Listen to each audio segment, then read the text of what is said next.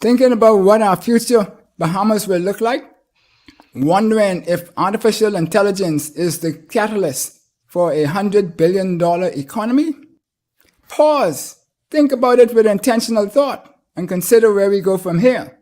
Stay tuned and hear what telecommunications wizard Phillip Swann got to say about how 6G will impact the new built environment. Something to think about with Dale Happy Knowles. What we think, we become. What we radiate, we attract.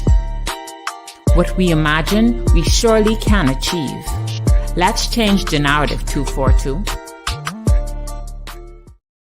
Welcome to Something to Think About with Dale Happy Knowles. Join our co-sponsors, DomDev Enterprises and Page Investment, and our friends at Something to Think About, as we have this awesome discussion this evening on how we can make this big change. Welcome, Phillip Swann. How you doing? All the way from way across the world. Good afternoon, everybody. And first of all, Dale, I wanted to say thanks for having me on your program. I've been watching it a couple of times in terms of some of the topics that you brought, and I must say a lot of them are thought-provoking, and I feel honored to be a part of your guest today. Awesome, thank you, and you are honor in yourself. I looked up to you for many things, and in terms of building and mentorship, just watching you from a distance and from close. And there's lots to be learned from you, and so we want to tap into the 6 inches between your ears and figure out what made you tick, and what kind of oil you put on the cogs and all that kind of stuff. Yes. Well, hopefully so, I'll be able to share my experiences with you today. Yes, awesome. So Zig Ziglar says that success occurs when preparedness meets opportunity. You are this telecommunication wizard, as I call it. Before you left home, you were considered the little insignificant corner boy that many with the power of the pen just push on the side or kept trying. Even some of them tried to hold you down. But you prepared yourself. You looked for opportunities in every situation. And most importantly, many times you created your opportunities. And that was allowed you to propel yourself forward. So tell us a little bit about your preparation and how you created opportunities to become this highly respected telecommunication wizard, leading hundreds of multi-million-dollar projects within your substantive portfolio over the. How many years has it been now? Plenty of years. I guess a little more than 20. Yeah, I joined Nortel in 1998. Initially, I was on the enterprise account team, and then in 2001, I moved over to the carrier side. So I was there until 2010 when Ericsson's wireless business was bought by Nortel's wireless business was bought by Ericsson. Yeah, but before that, you in BTC, you were in sales, right? Yes. I mean, yes. and yeah. Okay, go ahead. Yeah, if I may start from the beginning. When I started at BTC, I joined through a BTC apprenticeship program. This was a program where for half of the year, BTC had us in classes at College of the Bahamas. Mm-hmm. And the other half of the year, we would get rotated around to the different technical departments. The half of the year that we were at COB, we studied for City and Guilds technical exams, right? Okay. So that happened for about 2.5, 3 years. And after BTC saw there was an expensive exercise, they then moved to graduating technicians or engineers who had just returned from London. Mm-hmm. They had them teach us in evening classes. So I spent a lot of time after hours in Papal Tract going through additional City and Guilds exams. Right. So this part of it was where I got confirmed into the PBX department, right? Right. And I was a maintenance technician. I was there for about 3-4 years. We had a lot of educated people in the maintenance department. And I looked around. When you look, obviously you're looking for promotions, and Right. most of the guys had a huge amount of engineering degrees. And I thought about, okay, what if I were in sales, right? When I was in high school, my mom used to send me downtown to sell straw bags to the straw vendors. Mm-hmm. I said, well, if I can do that, then maybe I could join sales. And so Right. I applied for the sales role and got it. From a success perspective, one of the things I see, or I thought of that made me successful, is being a strong customer advocate, like coming back within BTC and translating the customer needs to services and products for that BTC had. And sometimes too, we would create new services and products, right? I remember lots of times coming up in engineering and asking about, can we do this or can we do that, right? And having the engineers go through a kind of a scenario in terms of, okay, Phil, well, we can do it in this way, we can do it in that way, right? Some of my more progressive customers were the Swiss banks. Right. Whenever we had a new product or service, bringing them on board would help drive a lot of new revenue streams and new product offerings, right? Between the Swiss banks and then it went to other offshore banks, and then into the hotels, right? During the last 3 years in BTC, I managed most of the financial industry as well as the hospitality industry. Right. And this gave me a lot of exposure, if you will. Exposure. Right. And creating new products and services from BTC for our customers. Invariably, what would happen in some of these cases was there was a lot of escalations. And I thought to myself that if there's going to be an escalation, then perhaps I should control how it happens. And so I began a way of coaching customers in terms of how to call and what to present to the executives, right? While it may not have drawn a lot of love from the executives, what it did do is drive a lot of services from the BTC's part, and it drove a lot of relationships with the customers, and that was a huge thing for me. Yeah, awesome.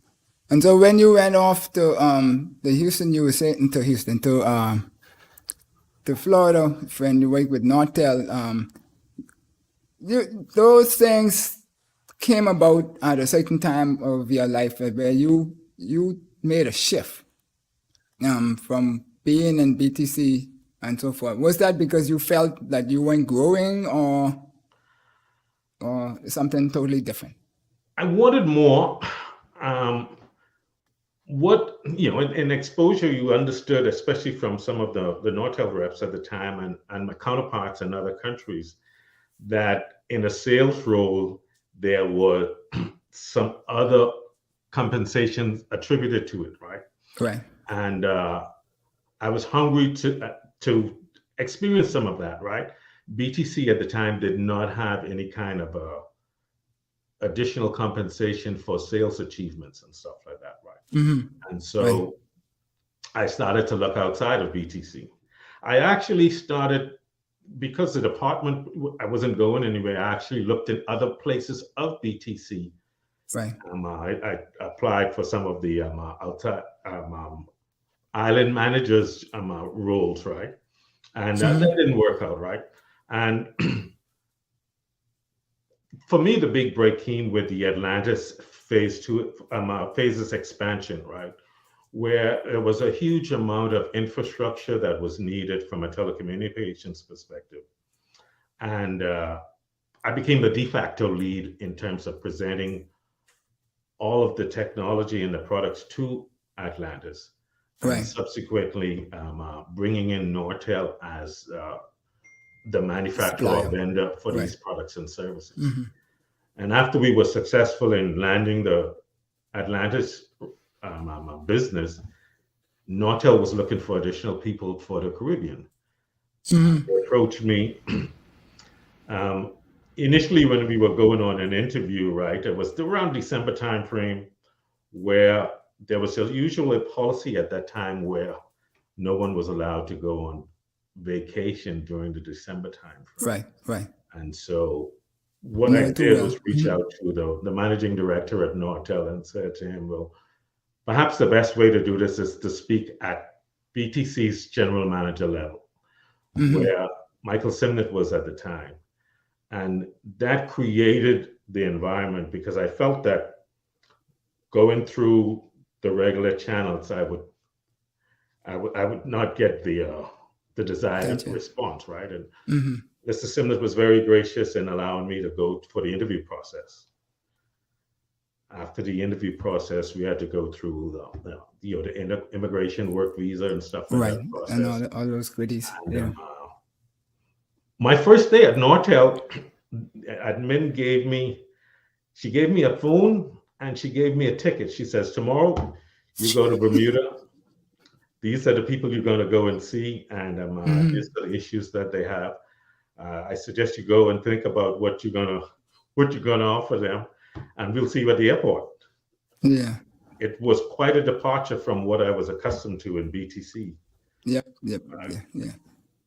But they leveraged or they appreciated the fact that you educated yourself, and then you also prepared yourself because you worked in protocol on the side, and that helped a lot with interaction and how things are supposed to run and all that kind of stuff.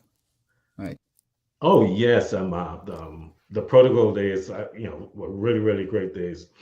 From time to time, during, let's say you guys just had the CARICOM Heads of Government conference in Nassau, right? And we would get seconded from BTC to work those events, right? In those events, you were exposed to a lot of heads of states, a lot of ministers of foreign affairs and ministers with other portfolios and stuff like that. And it drove a different kind of behavior. You had to always, one, be on your P's and Q's, and two, always do research in on countries in terms of what those countries' agendas were, and two, what these prime ministers were looking out of the meetings, right? And those kinds of things, excuse me, would help drive how you approach your conversations with them, developing meetings and putting meetings aside with local cabinet ministers and stuff like that. It was really a great time. Right. There was one time where I think the deputy prime minister at the time was Sir Clement Maynard, and the chief of protocol was Mr. Idris Reed.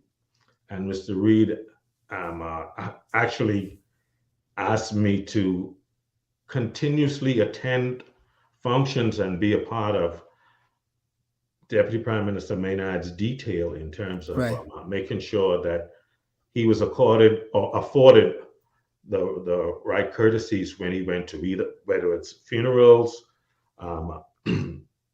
any other type of social event across the Bahamas. I would accompany him. I also accompanied him on several of his foreign affairs and tourism related trips to Far East and here in the United States.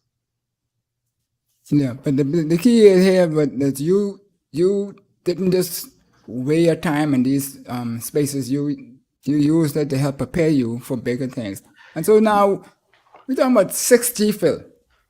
Artificial intelligence, managed language. You know our people, the Bahamian people. We like the warm, personal touch things. We're into these machine things and all that kind of stuff. But some still think that we run a rinky-dinky operation and we haven't reached 3G yet. And you're talking about 6G, right? So Tell us a little bit about that. What should the Bahamas be able to expect with that technology? Yeah, so if I may, artificial intelligence today is very much a part of what we do already, right? Mm-hmm. You may be aware artificial intelligence is in our cell phones. Yeah. Artificial intelligence is in a lot of the internet related equipment we use today. Siri, Alexa, Google, Hey Google, Mm-hmm. Samsung has a Bixby tool.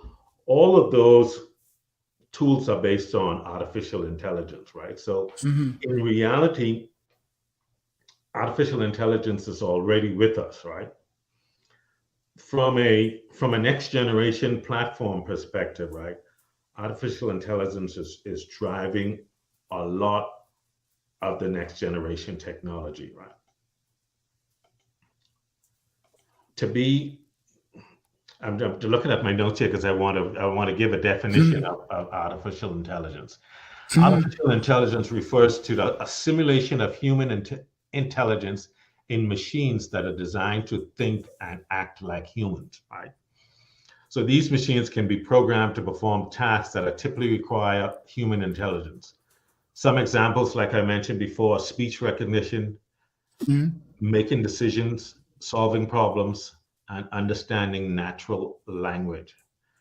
Right. AI platforms can be trained on evaluating large amounts of data. Now, this is really important. Evaluating data and using complex algorithms to improve their performance over time, Mm-hmm. right? So you may hear names like machine to machine or deep learning. These are all subsets of artificial intelligence. And what is happening here is the next generation technologies are going to using a lot of this, a lot of this to manage their 5G networks. Okay. So you Mm-hmm. remember, I guess we used to have a saying that if you can measure it, you can manage it. Yep. Yeah. And with Butler. with Trucker. large Mm-hmm. sums of data today, right, you can statistically look at data, make predictions, and from the predictions, actually be a lot more proactive than we have been in the past. And let's take, for instance, let's look at it from a telecoms perspective. BTC would have had a knock, right, Yep. which actually gave you a snapshot and would give you alarms as to what is going on in the network, right? Yeah. The What entire network. artificial Mm-hmm. intelligence today does is actually go and make repairs. And so what you actually see sitting in a knock, it's not that a cell site went bad.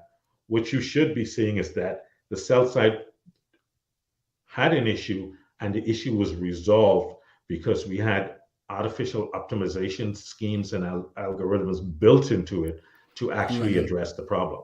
Yeah. Cool.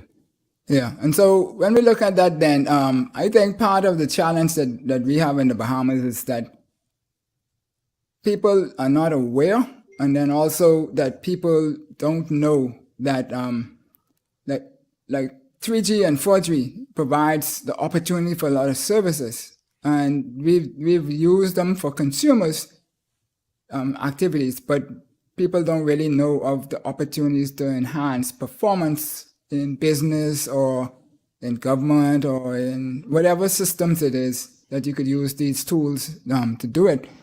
And so I think that's part of what our challenge is. So maybe you could give us a little roadmap of the technologies from 1 straight up to 6, just to give a high level overview. And we saw the slide on one of your pages, one of your posts that you had on a page. Yeah.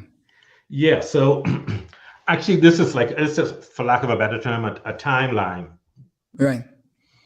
for the various technologies that have come and gone, right? And 1G was clearly the initial stages of technology, 2G being the GSM. There was a huge amount of euphoria, if you will, around 2G and 3G in terms of auctioning for different spectrums and what it was supposed to bring.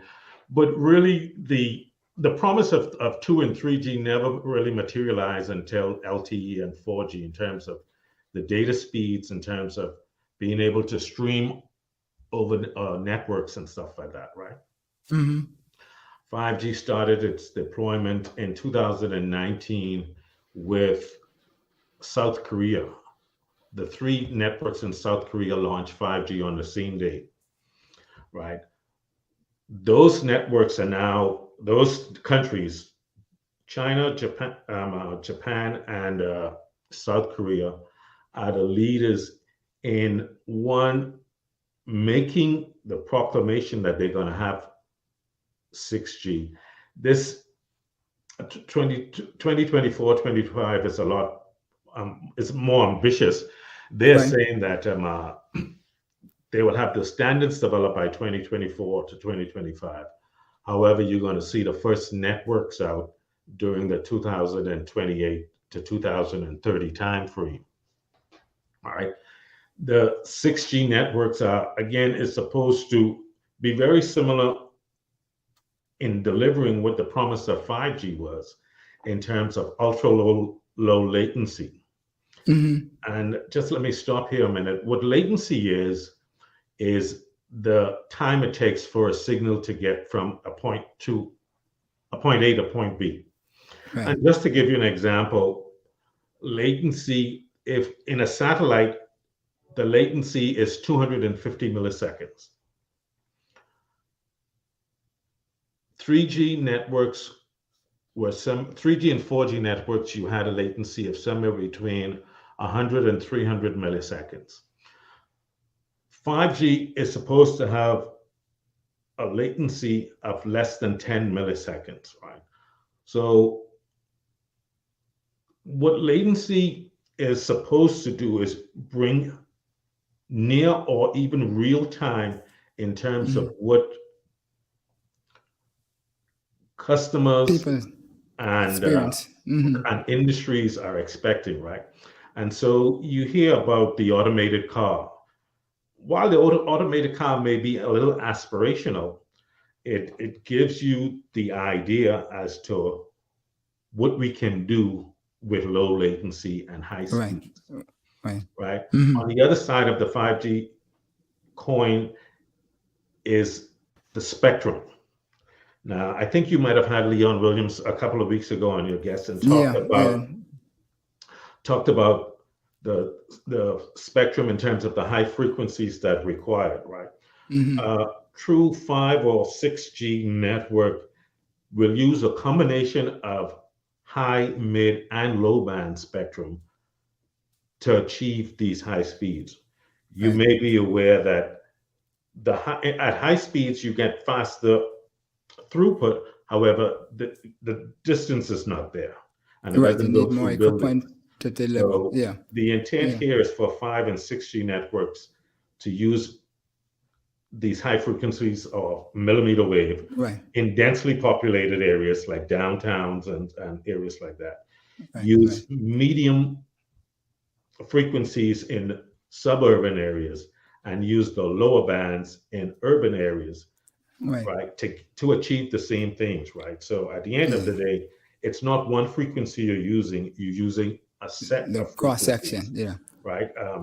Over here, both Verizon, and AT&T started out with the high frequency millimeter wave as a strategy. But quickly, they have adapted that to cities and using the mid band and lower band in the suburban and rural areas. So for a customer though, they're gonna be, or for an entrepreneur and the like, they'll be more concerned with the actual services that the technologies will be able to provide. So what will be the game changer type services or benefits that will happen on those two networks that we don't have yet? Yeah, for one, security, and two, one of the big promises of the 5G and 6G networks is this feature called private networks. Private networks is derived from in a 4G network. You had with a network you had what they call the data plane and the user plane, all in the same platform. It's by separating the data plane and the user plane, you are now able to customize services for different customers. So let's say, for instance, if there was a 5G service offering in the Bahamas, you can cut out a piece of that service to make a private network for law enforcement. You can make a private network for, let's say, for instance, the docks where these container terminals come in, right? With low latency, they can actually, some of them do it now, but you'll do it at a higher level in terms of capacity and higher productivity. Moving these containers electronically, moving these containers where they need to be, offloading and reloading and distribution within the dock itself, right? Those are the kinds of things that the applications that 5G drives. Yeah, so these basically put everybody on par wirelessly with what can happen in the wired networks. And that's a caveat here, right? Because I mean, if you have fiber to any event, then that's perhaps the best solution. However, in a mobile environment, using these 5G networks and the benefits from these 5G networks is the next best thing, right? So like in law enforcement, where you have people moving all the time, or even if you have to use tools to monitor folks, I think some of that stuff is being used now over a 2G environment, right? Right. But updating that to be used in a 5G type environment, so that you have a lot more data going through in terms of where folks on bail are, and it's in real time. It gives you a little more to go on. Yeah.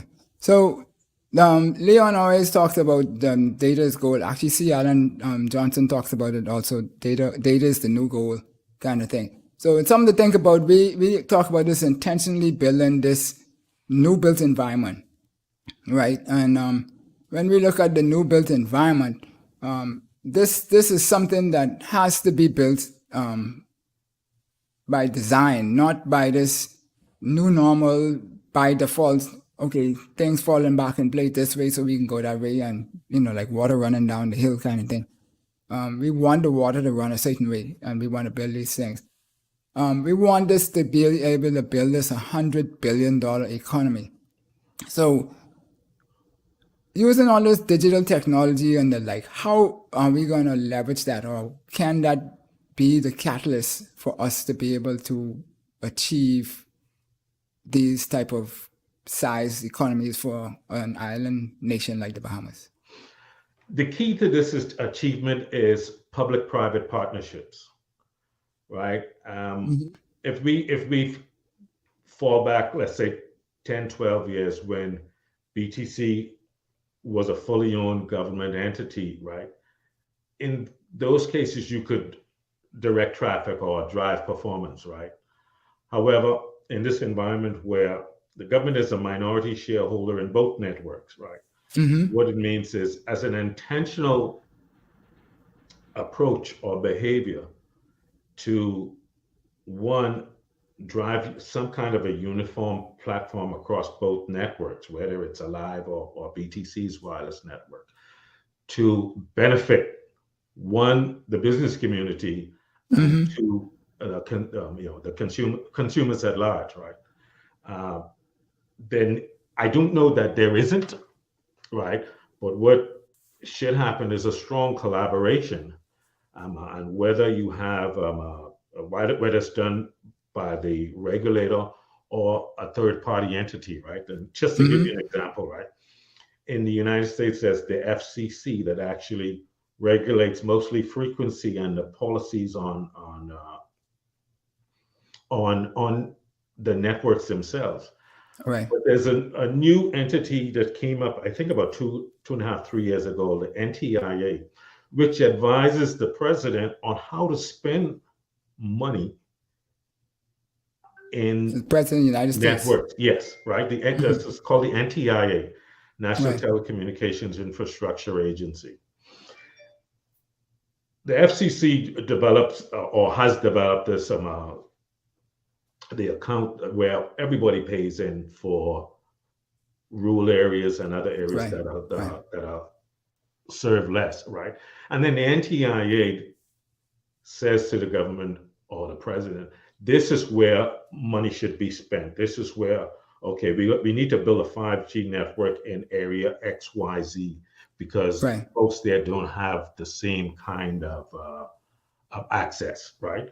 And so I'm not saying that the Bahamas should develop that same model as much as I am saying there should be some level coordination of interaction. Yeah.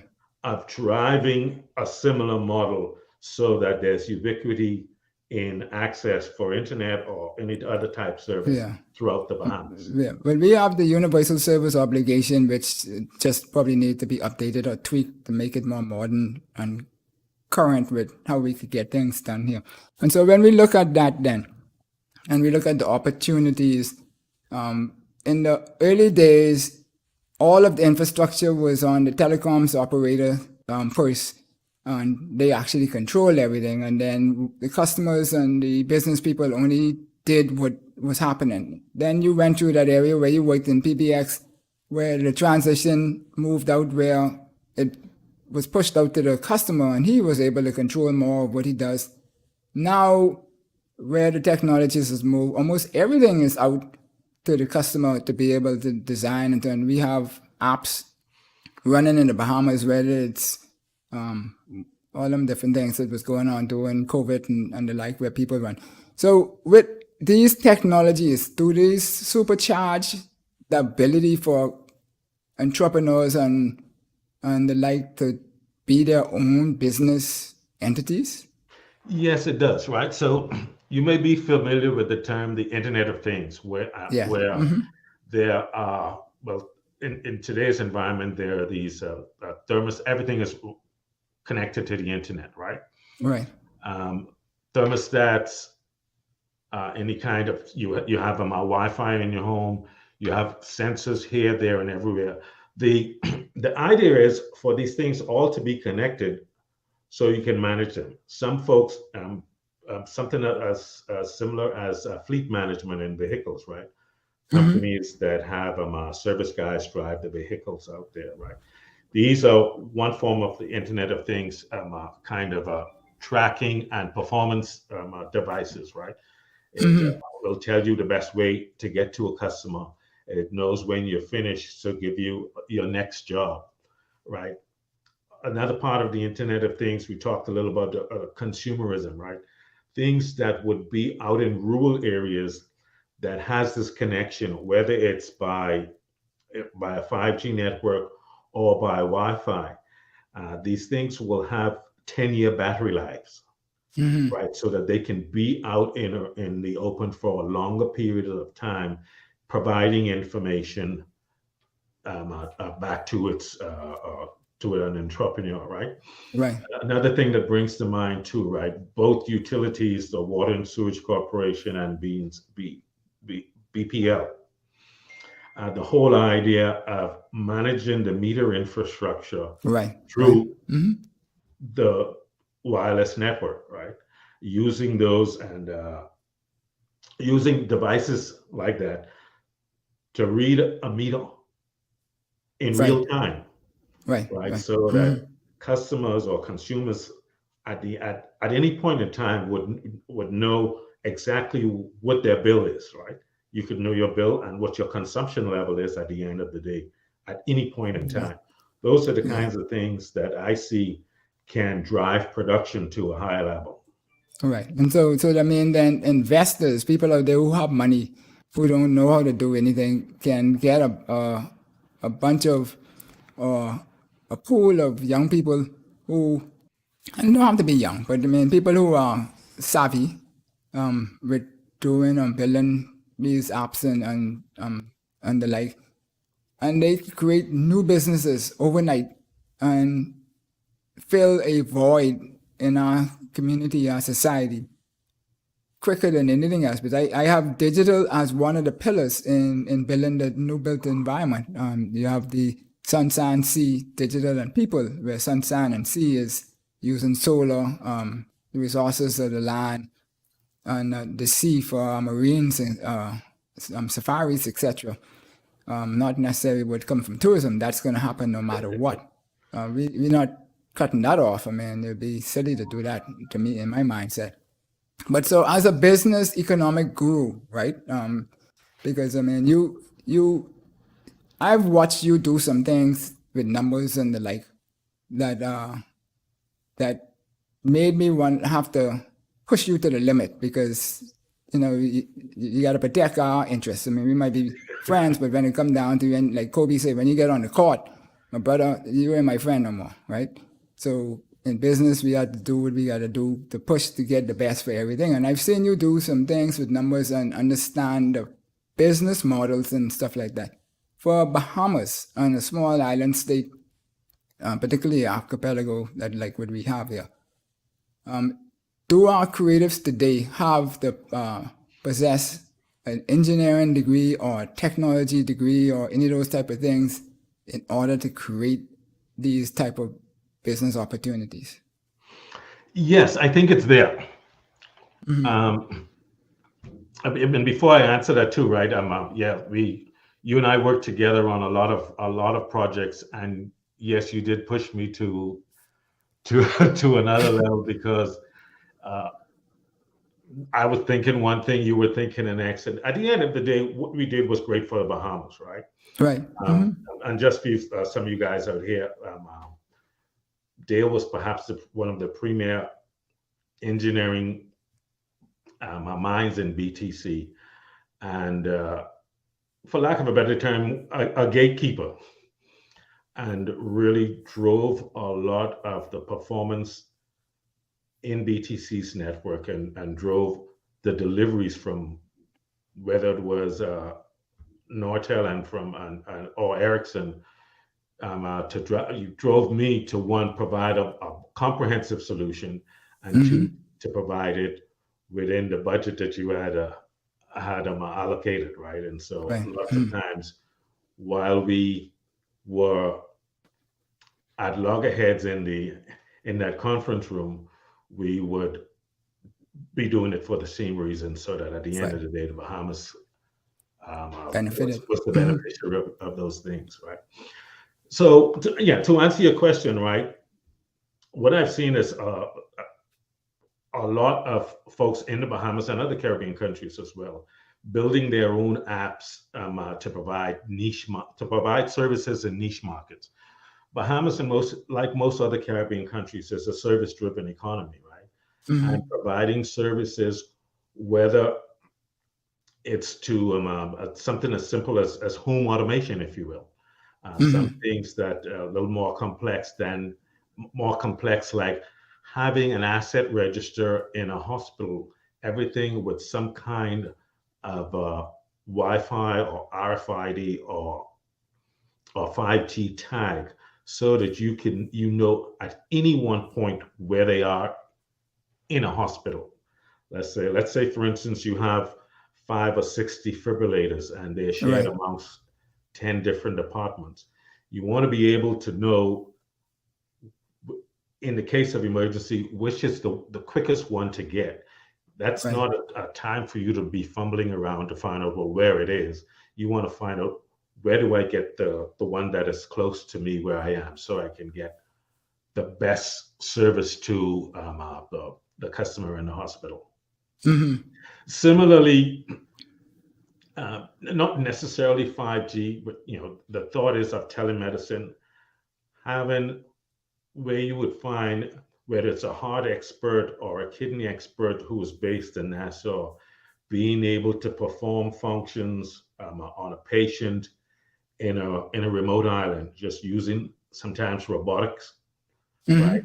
And this could be done either through a low latency 5G type environment or a fiber environment where you have these things connected to an online network, right?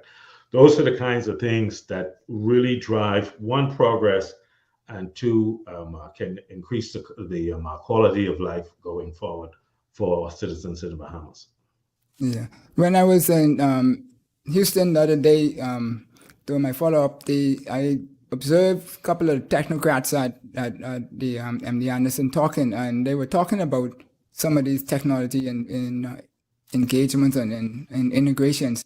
And I really wanted to get in their conversation, but you have to stay away, but you can't, people get sensitive when you just button and whatever. But anyhow, so, that's $1 billion operation. When I say billion, multi-billion operation. And so they doing it, but the small man could find niches to do these things too. And so when we come back, we want to start talking a little bit about some of these ways that which we in the Bahamas could leverage the technology that we already have, even though it might be a little slower than the others, but it's still there. And we need to find ways to be more entrepreneurial in our activities, because there's bright minds out there. I mean, I might have been a bright mind one time ago, but these people, they like the technology. They just run it much faster than what I could run or what I did run. So you're watching Something to Think About with Dale Happy Knowles, and we're here talking with Phil Swann. He's a telecommunications wizard, as I call him, because he does wonderful things and make things come true, which didn't look like it was going to come true before. And that goes with a lot of his pedigree that he got from his parents and the rest and all those different people. So we'll be right back.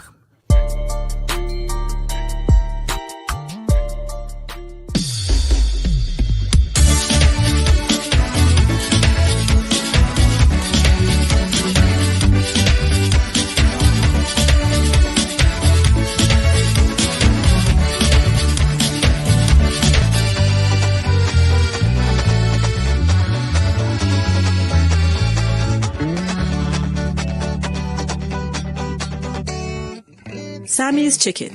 There's nothing like it. When you're looking for clothing, you can shop from store to store. But when you need gowns and tuxedos for weddings, proms, or any black tie event, there's only one name to remember.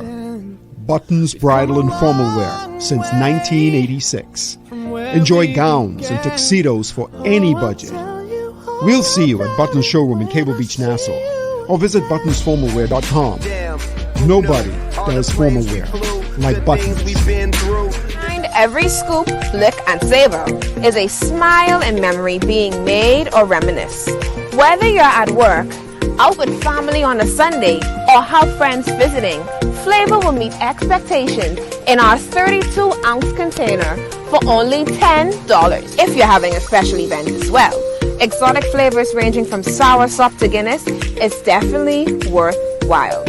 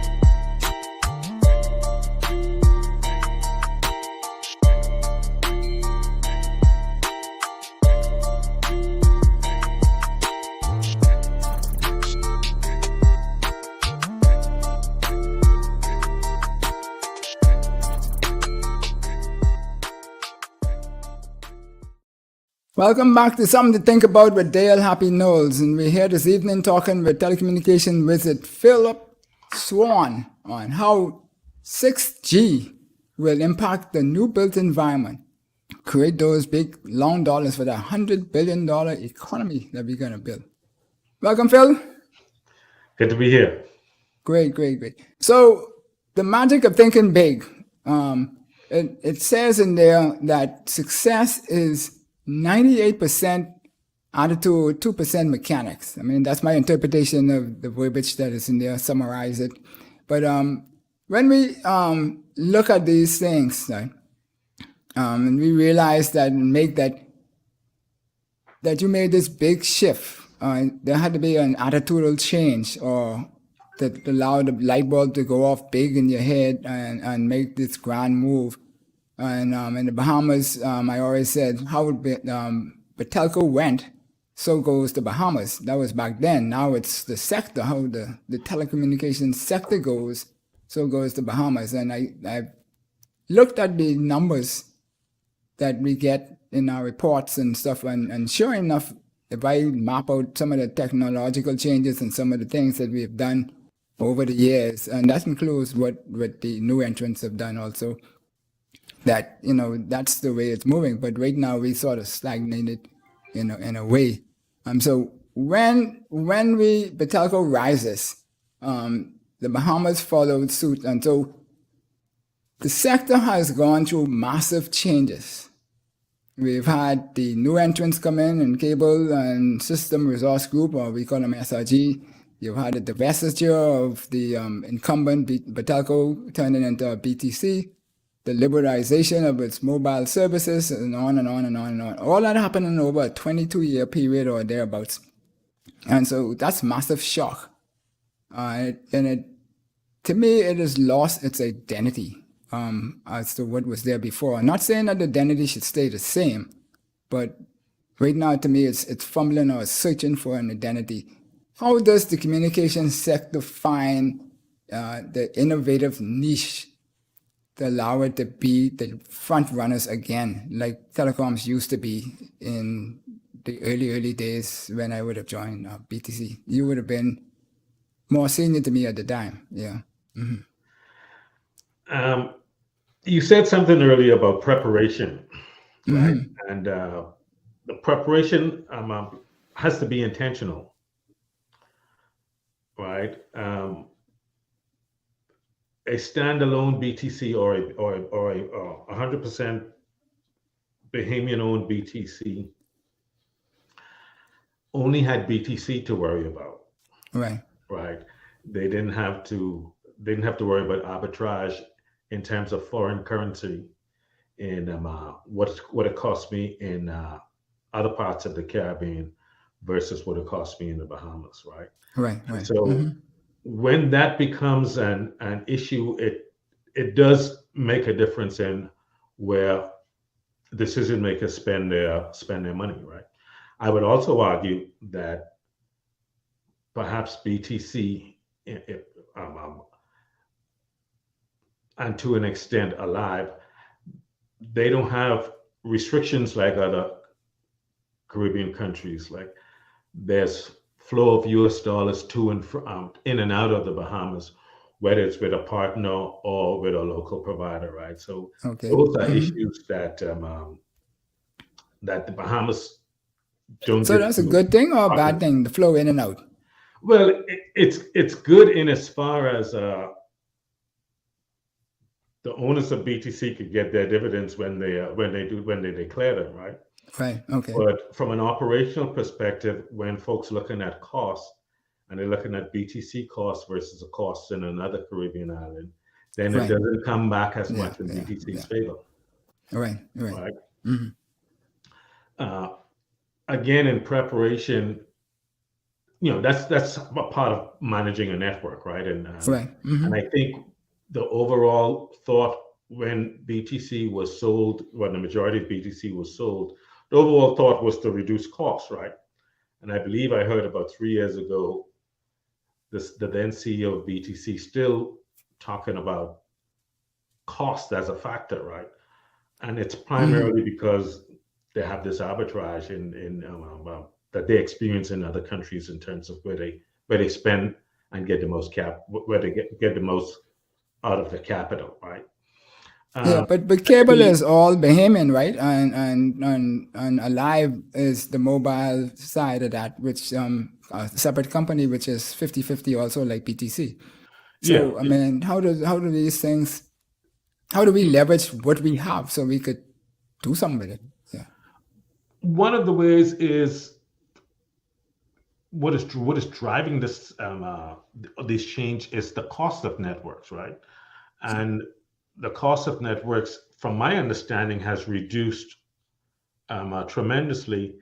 In as with a 2G and 3G and 4G environment, they were all proprietary equipment, right? And 5G is moving at a very, very high speed to what they call them COTS, commercial off-the-shelf service. Right. Yeah. Right. And so you have these in two flavors. You could build a server farm in your own premises and run the network off of it, or you can use one of the web services, whether it's AWS, Google, or Microsoft Azure, and have your software sit on them to manage a network for Bahamas, right? So at a high level, that's what it looks like, right?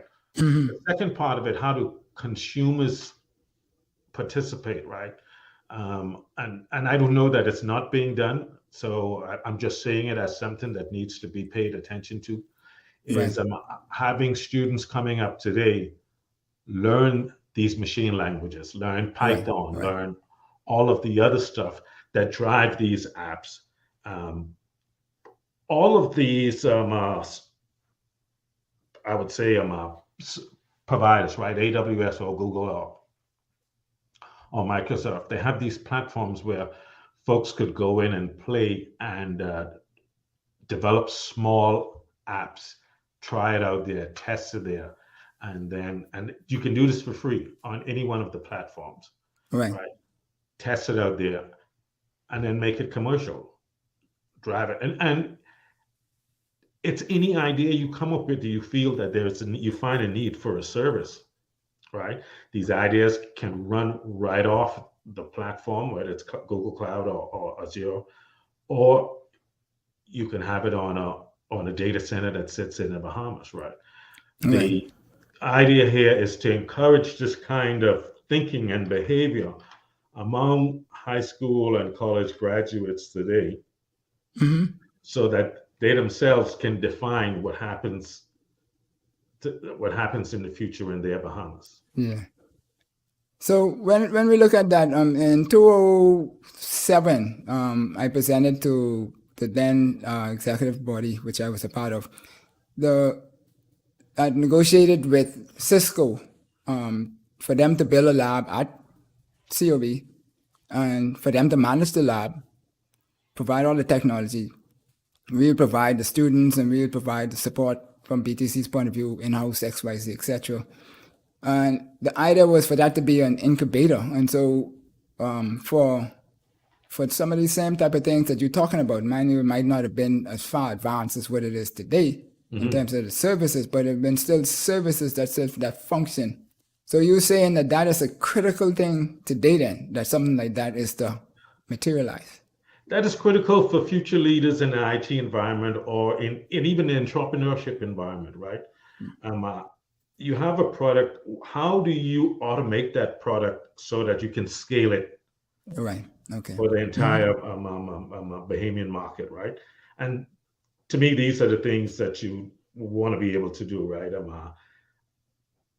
I would say there is. Let's take what happened in the past. Let's say something like, just someone providing a lunch service, right? Right. How much of a challenge it was then to get your menu out there. You would have to advertise it on ZNS. You don't have to do that today. You have social media platforms to say, okay, well, we got pea soup that we're serving, and or we have this, or we have that, or we have the next, right? This is the social media platform that we've come to grow. So I don't know. I haven't heard it. I haven't listened to it in a long time. Would be great Yeah. to see how the community page has evolved from a ZNet perspective, then Mm. to how folks communicate now. And I imagine Facebook is probably a prime media Mm. for Mm. advertising, Yeah, that'll leave that right? one for a So while. But taking that to the next level where you have a product or service and you can implement it. Let's say somebody who wants to operate a Wi-Fi service, right, right? You don't need a huge amount of infrastructure anymore, right? You can manage it all from the cloud. right. And Hmm. as you bring up customers, you connect them through the internet to the cloud. You have, and your customers will have a dashboard, if you will, of what the network is doing. You can turn it on and turn it off at certain times. You Hmm. can increase this speed for certain customers, decrease speed for certain customers. The stuff is all customizable through a And cloud all this app. is transparent of the operator. Transparent, yeah, regardless of Right, who the operator is. right. Hmm.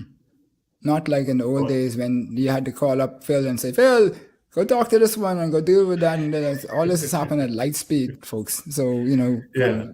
get in the In classroom, the, learn your stuff, right? yes, yes. In the past, prior to the internet, we would have these dedicated circuits, right? So banks would have dedicated circuits between their offshore office and their national office, whether it's with Switzerland or the Citibank folks in Right. North America, right? But that's not a requirement today. If you have internet access, you set up a VPN and you can communicate. Yeah. So one of the big things that I think is holding us back as a country in getting to this $100 billion economy. Granted, people we are around the 12 or thereabouts now, but it's that only takes a flick of the switch, and the next thing you know, you are $100 billion. So one of the things I always said, and this is something that I did in my last 3 years or so at BTC as an executive, which was when I was given this new position, my CEO at the time said to me, your job is to take costs out of the business. We want to become competitive for the mobile environment when it gets liberalized. And so that's your job. You go wherever you need to go, do whatever you need to do, come back and show me the results, kind of thing. So costs. One of the big things with costs is people they think that, okay, the cost is the cost, nothing you can do with the cost, and so you just need to drive new revenue.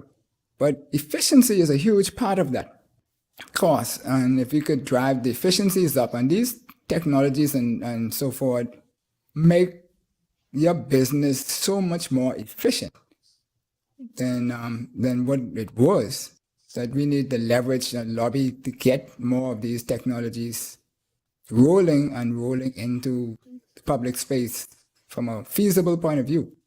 So how is that done elsewhere? Because smart cities have to be huge to us, because that's a very efficient city. A smart city is very efficient, and we need to have them on every island.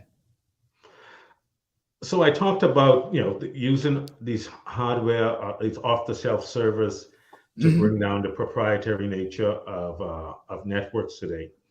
One of the other higher costs from an OpEx perspective in service providers is electricity.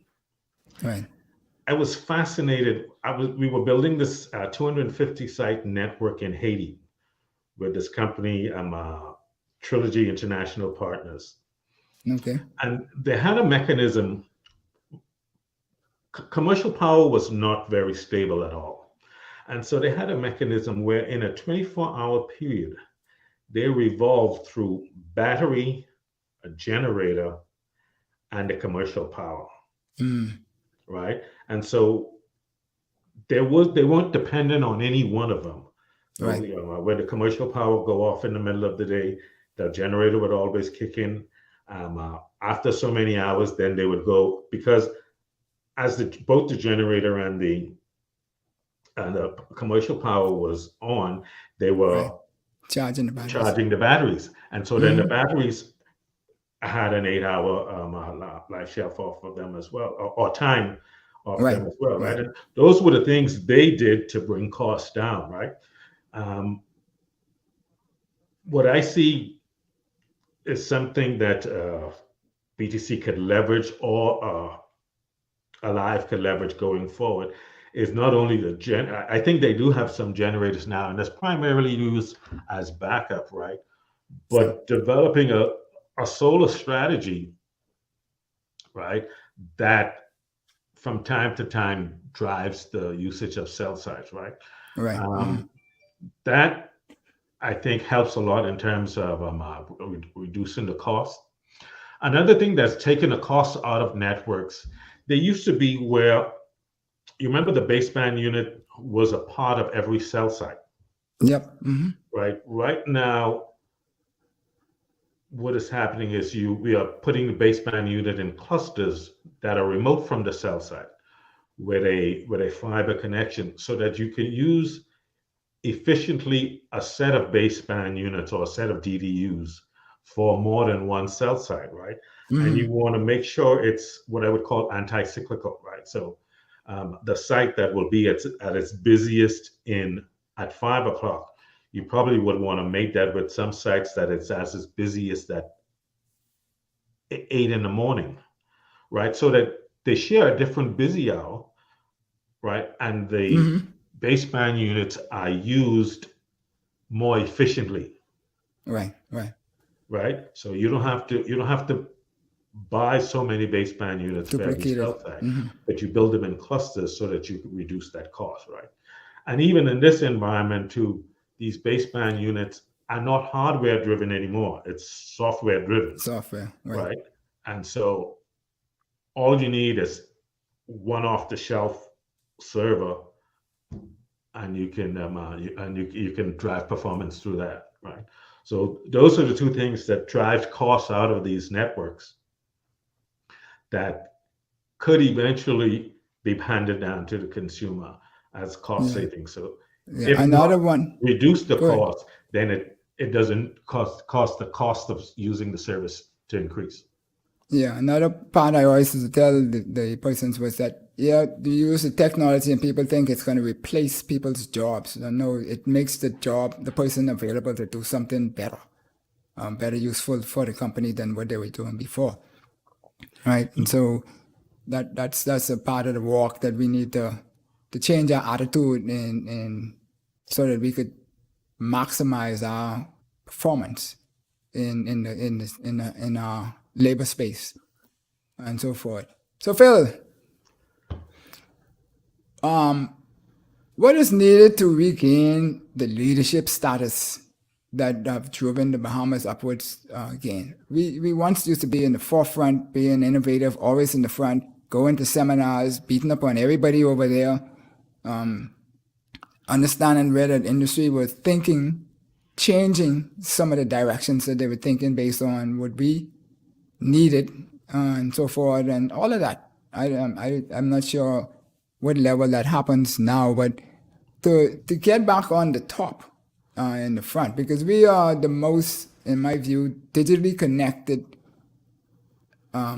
country in this region per square mile, because the United States and Canada might have better in cities, but when you talk about the whole place, we have more digital connectivity. So we could operate throughout the whole Bahamas, anywhere. People could come to the Bahamas and work wherever they want to work and do the same services. It's almost ubiquitous straight through. It's important. What we need to do to jumpstart that. Yeah, it's important, Dale, that Bahamians are exposed to the latest and greatest technology at all levels, right? As an account manager, whether it was Bahamas, Haiti, Antigua, Suriname, or Bermuda,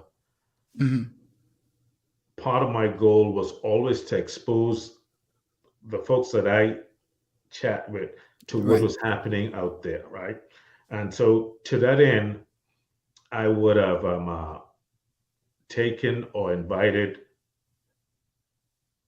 whether it's BTC executives or chairmans or even the folks at the technical level who are actually working and implementing the programs, taking them to trade shows. Nortel had a trade show as far as South Korea, where we had some BTC executives along with BTC engineers. Similarly, at several ITU conferences, we had BTC engineers as well as their chairman, and even at one point, the minister responsible for BTC was an attendant, right? What I also did was ensure that those leaders were exposed at the highest level within Nortel and within Ericsson. So I would say that, after Mr. Simnett, Mr. Leon Williams was perhaps the CEO for the most of the time while I was an account manager, right? And what I made sure is that any event that Leon attended, he got to meet the CEO of Nortel or the chief technology officer of Nortel, so that at the end of the day, there's no daylight, for lack of a better term, between them, where the organization I was working for was going and what BTC was aware of, right? And I did that as well for other service providers, right? I also did that for the technical folks, the engineers. We had folks that were mentors, if you will, right? That you on this platform, and you the ownership of it in BTC. Here's your counterpart in Nortel, or here's your counterpart in Ericsson. That if you have a question, you could always go and learn that. Yeah, and one the of the opportunities programs we because had at Nortel, and actually I took it over to Ericsson, was a training program where you as a service provider would earn training dollars based on the CapEx you spend on an annual basis. And that CapEx, all you had to do was provide the hospitality, whether it's the transportation and the hotel fare for any amount of engineers, to whether was an optical place in optical service of excellence place in Ottawa, a wireless place in Houston, central office place in RTP, North Carolina. Bahamians were exposed at all levels. So that when they come back home here in the Bahamas, they can maintain the networks efficiently. I think stuff like that is important, right? To make sure that from a continuity perspective, everybody is aware of the equipment they have, and they know how to manage it, and they know how to use it. They know how to maintain it. Yeah. And so when we look at all of that, then we need then basically to tweak or fine-tune, optimize our government policies, human capital injections, regulatory practices or policies, innovative entrepreneurship, etc. All these things need to work together in working towards the same direction, because whatever happens in the analog world can happen in the digital world, and the opportunity and the potential is great. So what I was going to ask you now is that, what advice would you give to the Bahamian movers and shakers to catapult us to in the next 50? We're celebrating 50 years of independence this year. So looking at for the next 50, what I think if you were to get an audience, what would you tell them? From an IT/telecommunications perspective, it's important. I mentioned this earlier. As minority ownership in both telcos or cable cos, for lack of a better term, there should be some kind of a stated policy that the government is driving its partners to achieve on a national basis, right? So, some of the easier things, okay, well, which generation of wireless technology? That may not necessarily be so, right? As much as saying, hey, this is what I would like to happen across both networks. I want it to be, for lack of a better term, perfect competition. I want both operators to be able to give 1 gig internet access to the folks in Maguana Right. as well as Grand Bahama. Right. Right? If you could do that for me, providing the access, providing the bandwidth that everybody has equal access across the network. Yeah. To me, those are the kinds of things that need to be encouraged, so that, if there's somebody in Maguana that is interested in developing some kind of a software, they have Right. access to a Google Cloud platform Right. to build something and test it and see how it works and then implement it. Right. Yes, we always used to say in when we were coming up, myself and Tony Stubbs, it's not about the technology; it's about the services that we provide access to the customers and the entrepreneurs out there to do, which makes the difference. Because people used to talk about TDMA and how their TDMA, but I say some of the same services that you want to do on 3G, we doing on TDMA today. You talk about water and sewer, we did that on TDMA. The monitoring their remote sites, the meters and stuff like that. Yes. So we know you always preparing yourself. You never stop. I've come to learn that a long time ago, that when you think you get upper hand, and Phil thinks that you getting the upper hand, he's still working. And 24/7. I don't know when you rest, but because you want to make sure that you are able to deliver what your goals and your obligations are to your company and your people who invest in you, and so forth. And we did the same thing on this side of the fence, and I think that's why we got so many things done in the Bahamas that was higher than what we probably expected each other to deliver before we started. But in our pyramid, what is next for Phillip Swann? What you want to be prime minister? You want to be?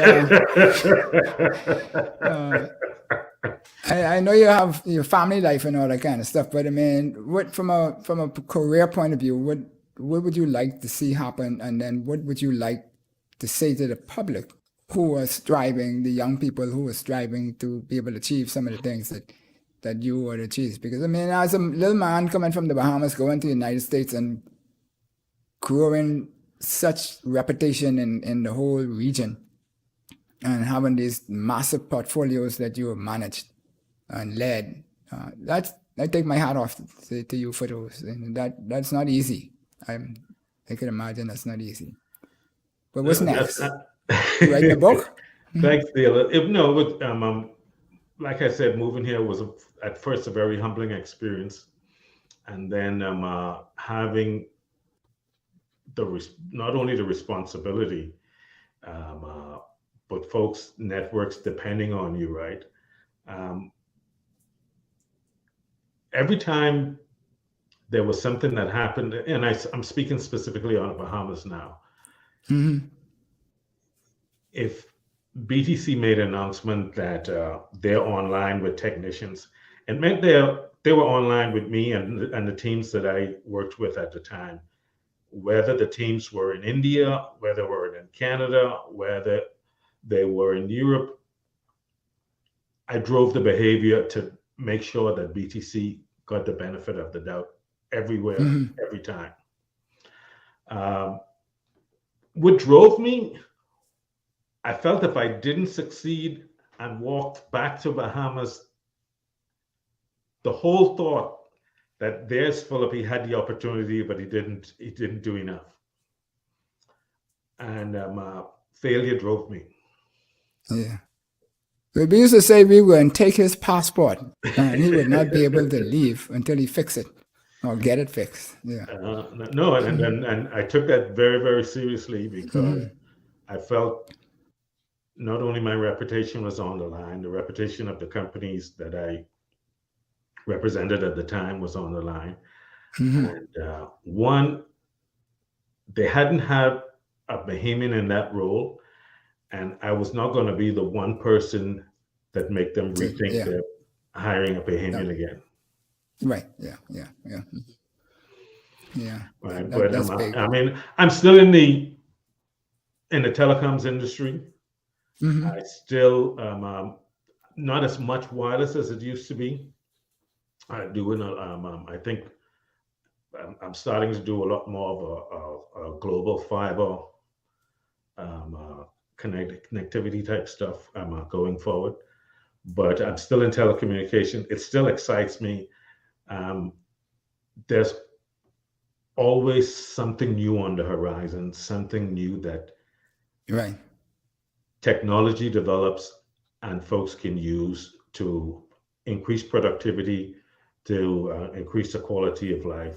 And that is what drives me, right? Always looking and trying to make sure that the next level of technology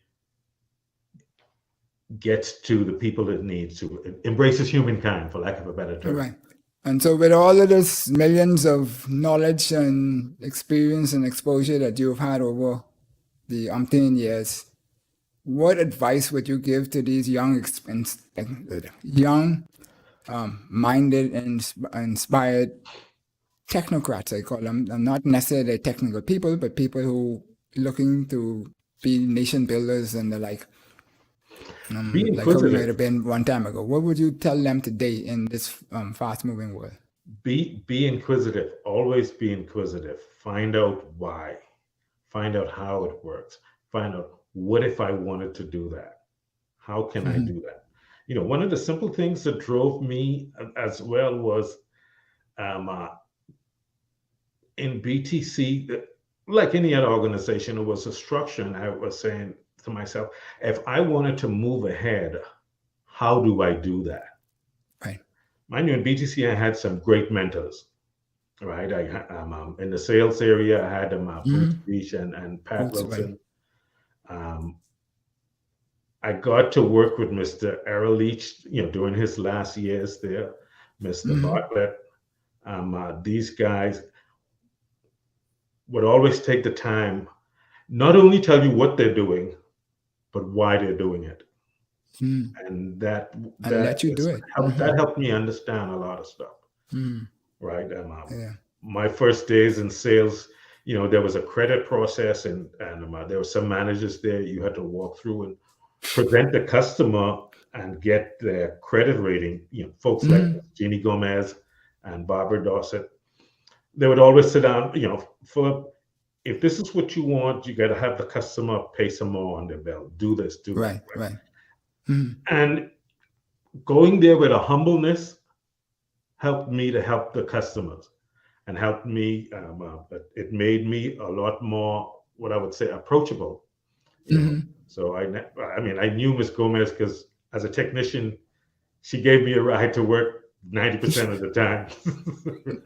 I would stand on the corner and either her, or sometimes when her sons came back from school, they would be in the car giving me a ride back to a ride to Port Sienna. But folks who help you, right? They really took their time and showed me and told me what were the right things to do. Right. So it's good to find people who will do that in your life and help you move from strength to strength. Yep. So Phil, you know, you way over there and I way over here, but it's good talking to you again and seeing you actually, because you know a lot of time you only talk to people on the phone, but you don't really get to see. Continue to do all of the great things that you're doing, strengthening, building the reputation, continuing to expand your brand, exposure. You know, it inspires people because especially when we would have had people at some point in time say that these people, they just eating lunch and doing stuff. Nobody cared about what the Bahamian people were doing. But and this is Bahamians telling on Bahamians too. That happens too. Not all gravy, rosy. Oh, I know. Everything will go well. There were some battles out there that you had to win. And thank God you get through it. And look at you now, you know. Big shot man on top of the hill. It was a great experience. I don't think I would change it for the world. And at the end of the day, I saw myself as helping the Bahamas, and hopefully I would have done that. And hopefully I continue to do that. any position I'm in and out in gives me an opportunity to help the Bahamas, I'll do that. Right. Awesome. Well, folks, you've been watching Something to Think About with Dale Happy Knowles, and like we said, we are here with Phil Swann, and we're talking about the technologies, the 60s and the rest of those, and how we could leverage those to build this new built environment, which is going to make us be sustainable for years to come and raise our quality of life. And that's what we're all about here on Something to Think About. And we hope you found value in the show. And if you have some change on the side and you want to invest it, you need some persons to help you through on it. On his side of the fence, Phil is there. He'll find a contact for you and drop it in the link below. And you can always reach out to Dom Dev Enterprises and we'll make things happen and so forth. So thank you kindly, Phil. Till next time, next Bat Channel, another topic. We'll come back and save the world as we do from day to day. So what we like to say is we pause, think about it with intentional thought, and consider where we go from here. Subscribe, like, follow, and watch more videos. Have an enjoyable evening. Salut. Salut. Thank you for having me, Dale. You're welcome. Enjoyed the show? Then subscribe to us for more educational and inspirational content. Ring the bell so you never miss a show. Let's change the narrative 242